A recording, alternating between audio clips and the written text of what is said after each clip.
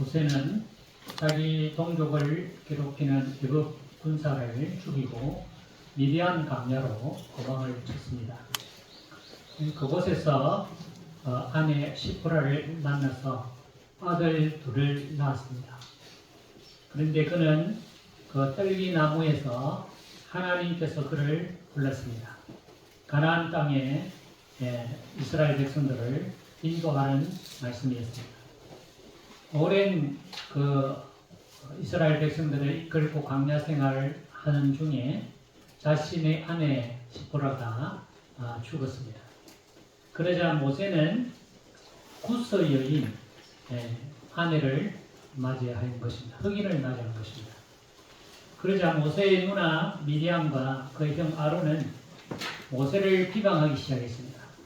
여호와께서 모세에게만 말씀하셨느냐? 우리와도 말씀하지 않았느냐?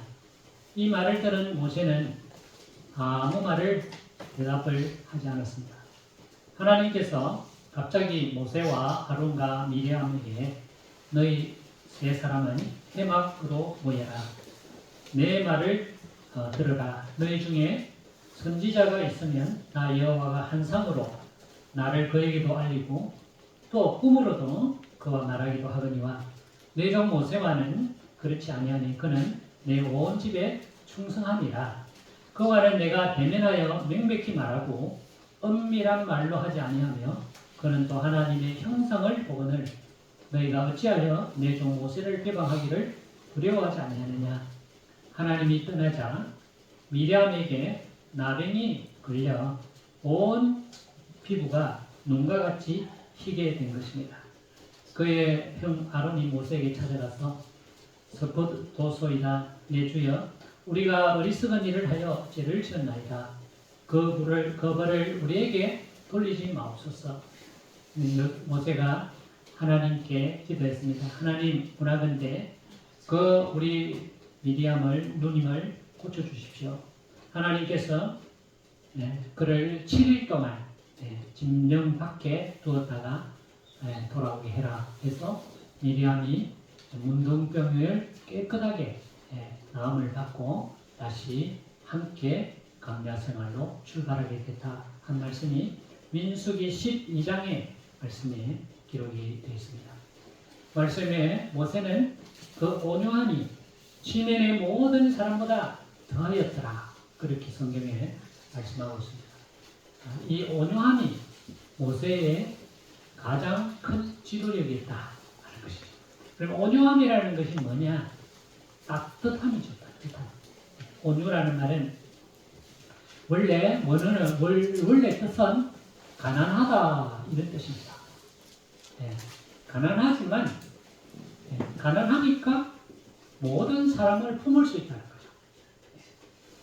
거죠. 그러므로 이 온유함이라는 것은 하나님이 주신 큰 능력이라는 것입니다.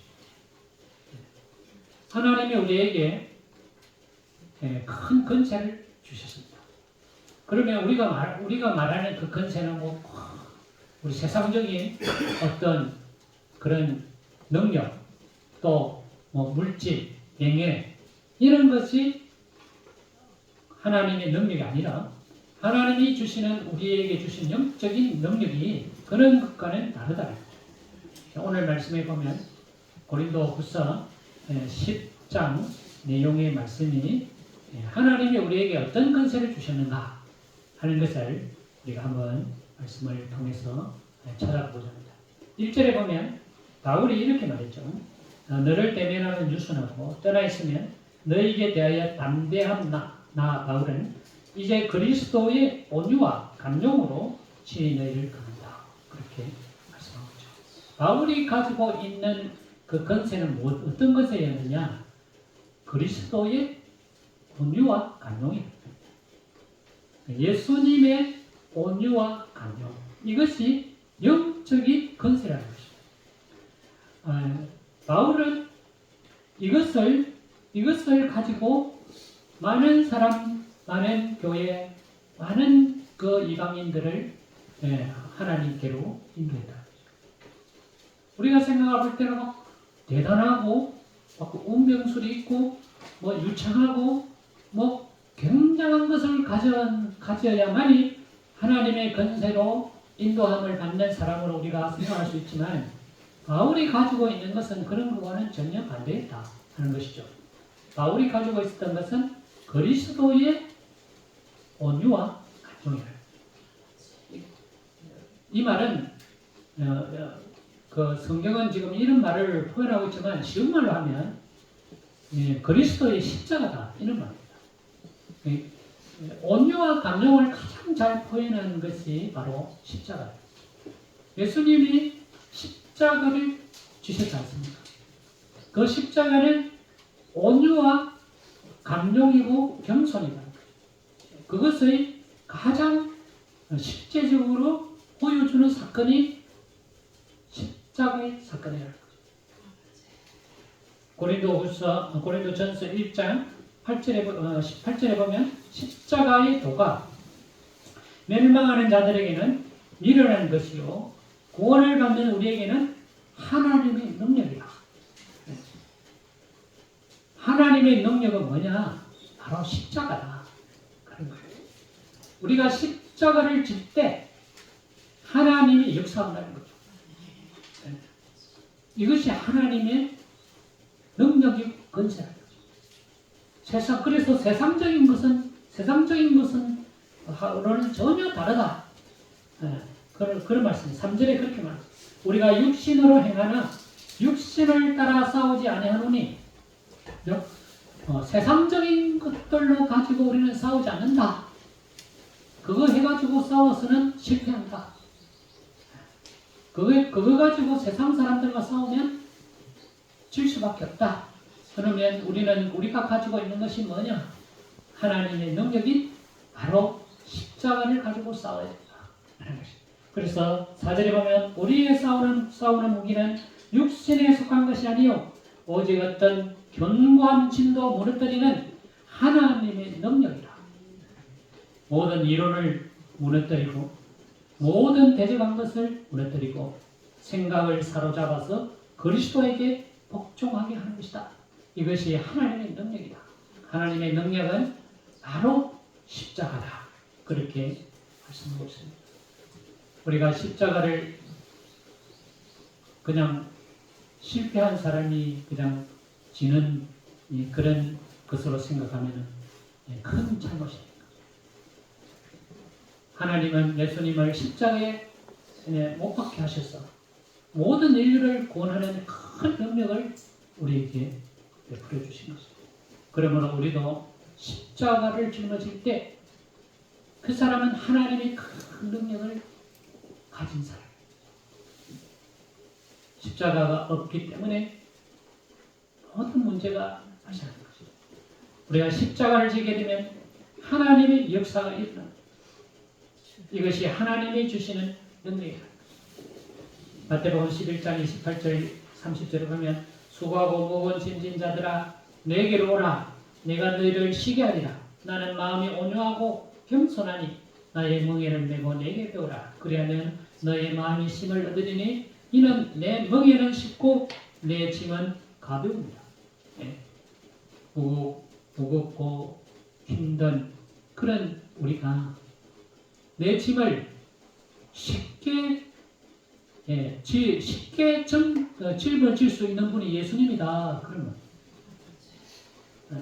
그러므로 우리는 그 예수님에게 내 짐을 맡길 때 우리의 마음이 평안이 오고 쉼이 오고 평강이 온다는 거예요.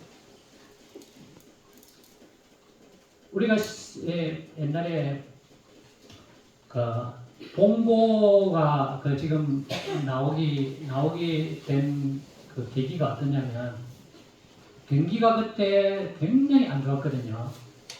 그때 70년대인가 80년대인가 돼가지고 경기가 굉장히 안 좋았어요. 그래서 이 자영업자들이 이렇게 폐업을 하는 게 속출했죠. 오늘날처럼 속출했어요. 그런데 기아에도 굉장히 어려워졌어요. 차를 만드는 차가 안 팔리니까. 근데 그 기아에서 화물차를 만드는데 봉고를 만들었어요. 근데 봉고가 어떤 특징이 뭐냐면 봉고가 진칸이 낮아요. 그 당시 그 전까지는 징칼이 높았어. 근데 바퀴를 아주 작게 만들고 앞바퀴는 좀 크게 만들고 뒤에 바퀴를 적게 만들었어.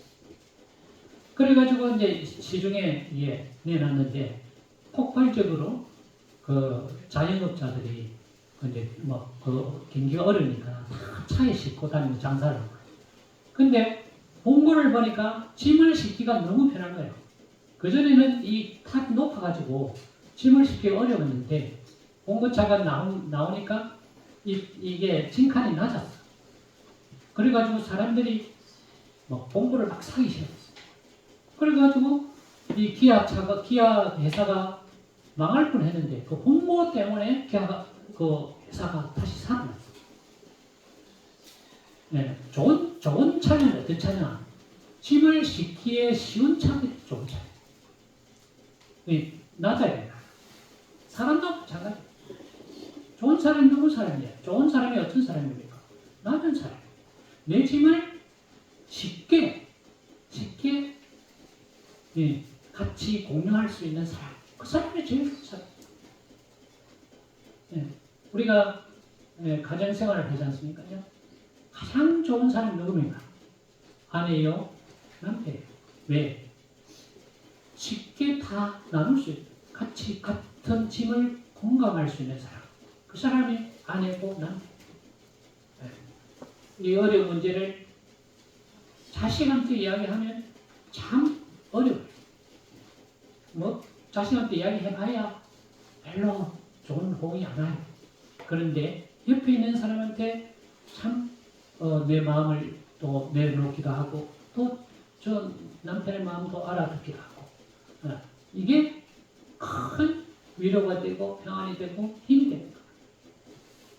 우리가 예수님을 의지하고 예수님을 믿는다는 것은 내 짐을 편하게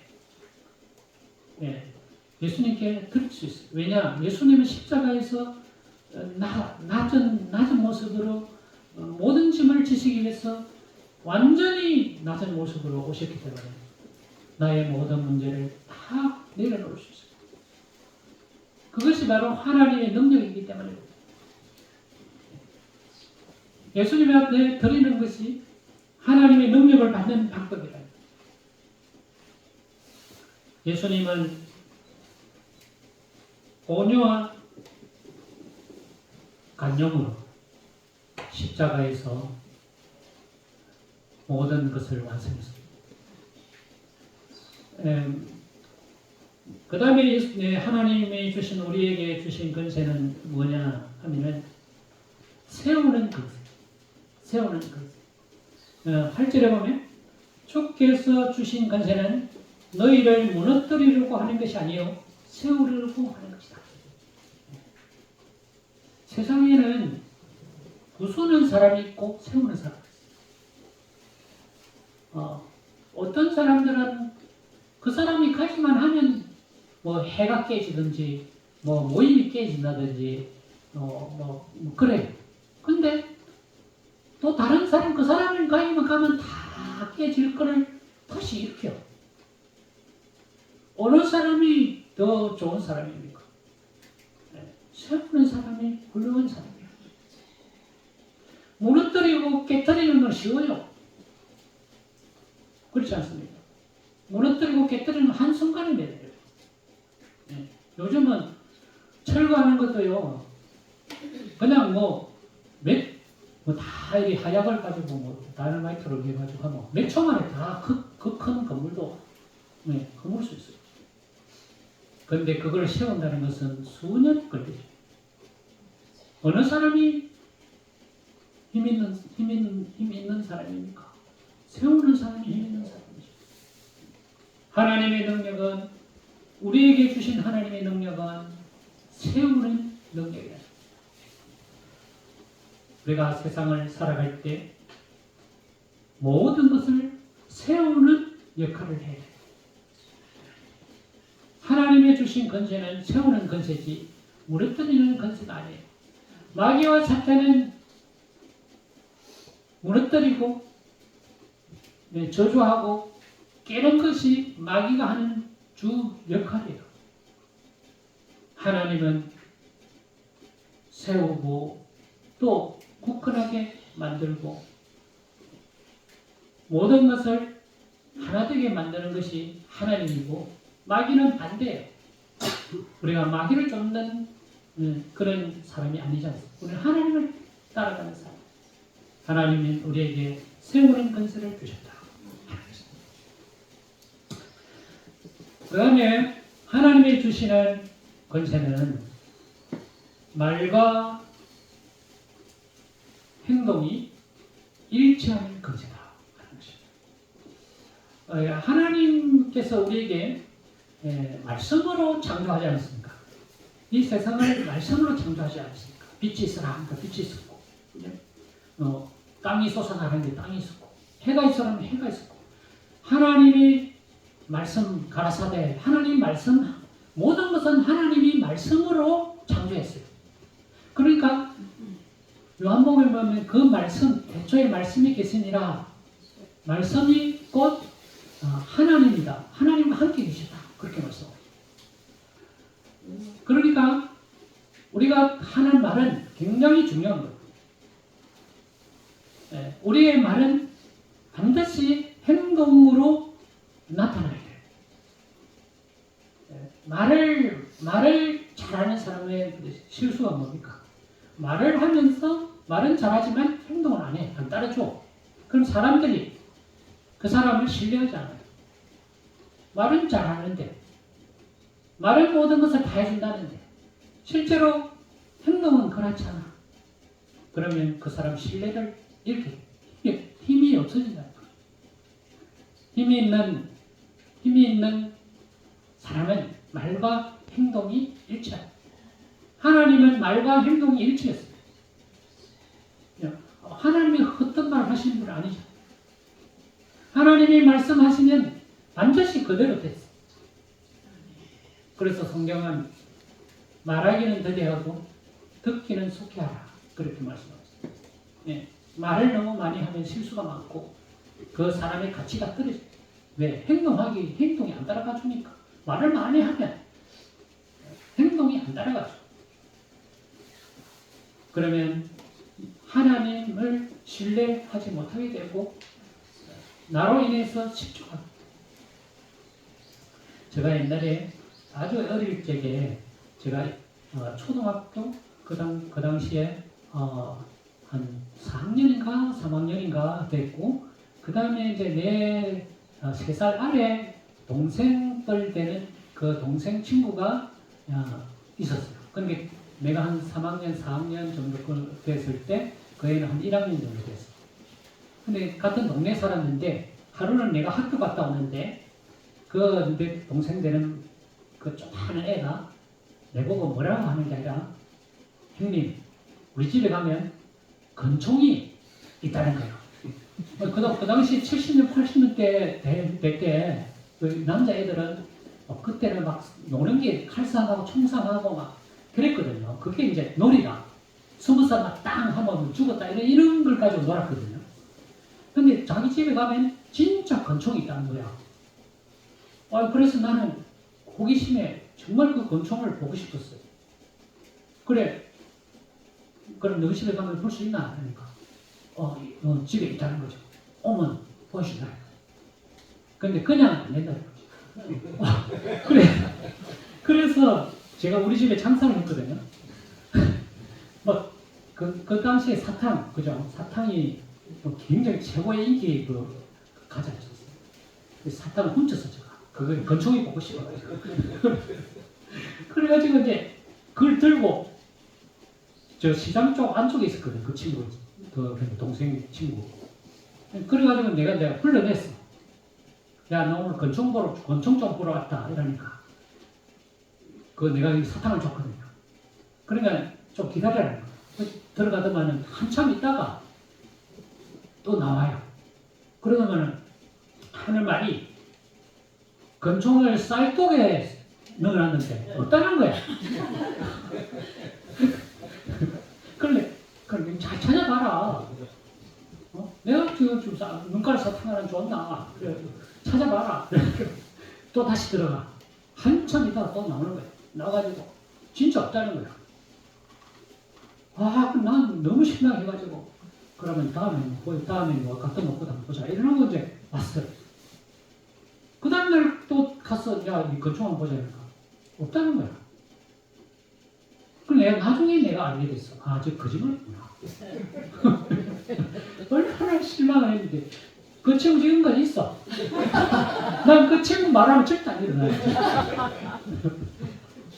어릴 때 정말 나는 건축이 있는 줄 알았거든. 그럼 어떻게 그리 머리가 잘 돌아가는지 몰라. 여러분 요즘도요 보이스피싱 그게 거짓말이잖아요. 사기잖아요. 얼마나 머리가 잘 돌아가는지 몰라. 잘못하면 속아. 우리 예수 믿는 사람은 말과 행동이 같아요. 그래서 말을 할 때 정말 내가 할 수 있는 걸 말을 해야 돼. 할 수 없는 거는 그냥 말을 하나님. 그래서 성경에 보면 예 하거나 아니요 두 가지를 이야기해라. 그렇게 말씀. 내가 할 수 있으면 예, 내가 못하면 아니요. 처음에는 조금 어색하게 보일지 모르지만 내가 못하니까 안 된다고 이야기했기 때문에 나중에는 굉장히 그게 편합니다. 근데 사람이 그것 때문에 안 되는 줄 알면서 자기가 막 된다고 이렇게 이야기하면 나중에 거짓말 돼요. 그러면 신뢰를 잃어버려요. 힘을 잃어버려요. 하나님의 능력이 그 사람에게 안 가. 왜? 하나님이 거짓말하는 사람한테 능력을 줄 리가 없거든요. 우리는 말과 행동이 일치해야 된다. 여기 보면 11절에 이런 사람은 우리가 떠나 있을 때나 편지들로 말하는 것과 함께 있을 때에 행하는 이 같은 것임을 알지라. 이 고린도 교회가 바울을 향하여 어떻게 말했냐면 그는 편지는 힘이 있는데 실제적으로 와서 설교하는 것을 보면 말이나 설교가 편지하는 것만큼 안 따라가 준다. 그렇게 비방했어요. 그러니까 바울이 하는 말이 이 말이에요. 편지하는 거나 말하는 거나 나는 항상 동일하다. 똑같다. 그걸 이야기하고 바울은 말과 행동이 똑같은 사람이었다. 그래서 하나님이 바울을 사용하셔서 큰 능력의 하나님의 사도로 사용하셨다. 우리가 하나님이 주신 큰 능력이 있습니다. 그것은 예수님의 십자가. 내가 낮아지고 내가 간용하고 내가 포용하고 그렇게 하면 하나님의 능력이 그 사람을 통해서 역사합니다. 또 우리는 항상 세우는 하나님의 권세를 사용해야 합니다. 하나님은 모든 것을 세우시는 분이고 창조하시는 분이다.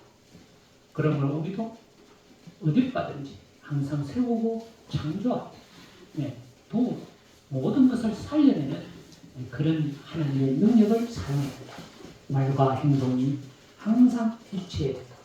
그럴 때 하나님의 능력이 우리를 통해서 역사하실 줄 믿는 것입니다. 기도하겠습니다. 하나님, 우리에게 역사하셔서 하나님의 권세가 우리 가운데 함께하여 주시옵소서. 그러므로 우리가 이 세상